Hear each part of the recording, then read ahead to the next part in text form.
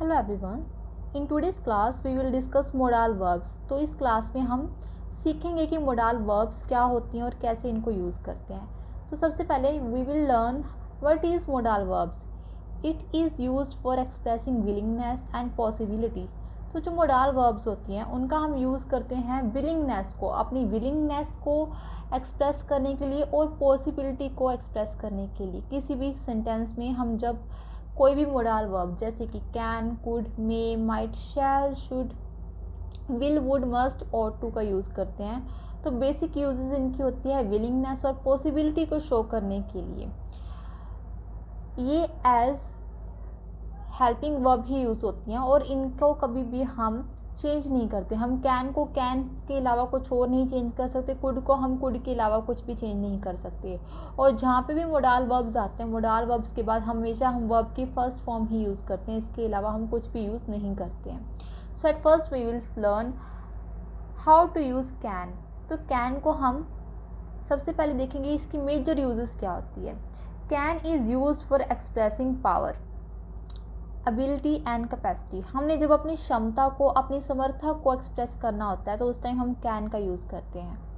जैसे you can speak English, तो यहाँ पे हम अपनी एबिलिटी बता रहे हैं, अपनी कैपेसिटी बता रहे हैं कि I can speak English, you can speak English, तुम इंग्लिश बोल सकते हो। तो हम सकते को हो के लिए हम कैन का यूज़ करते हैं सेंटेंसेस में। और कैन के बाद speak, it is verbs first form, तो हमने इसमें कोई भी चेंज नहीं किया। नेक्स्ट सेंटेंस है we can climb Mount Abu. तो इसमें माउंट आबू, इसमें हम अपनी कैपेसिटी को बता रहे हैं कि वी कैन, हम माउंट आबू को क्लाइम कर सकते हैं, माउंट आबू पे चढ़ सकते हैं। तो यहाँ पे पावर, एबिलिटी और कैपेसिटी बताने के लिए कैन का मल्टीपल टाइम यूज़ होता है। हर मेजर यूजेस इसकी यही है कि इसको हम अपनी कैपेसिटी को बताने के लिए यूज़ करते हैं। नेक्स्ट है for seeking and giving permission. अगर हमने कोई परमिशन देनी हो और या परमिशन लेनी हो तब भी हम कैन का यूज़ करते हैं। जैसे यू कैन गो नाउ, आप अब जा सकते हो। Can I see your diary, क्या मैं आपकी डायरी देख सकता हूँ। तो फर्स्ट सेंटेंस में परमिशन दी गई, सेकंड सेंटेंस में परमिशन सीख की जा रही है। ऑल्दो ये कम यूज़ होता है, हम मे का यूज़ ज़्यादा करते हैं, लेकिन कैन का भी हम परमिशन देने के लिए और परमिशन लेने के लिए यूज़ कर सकते हैं।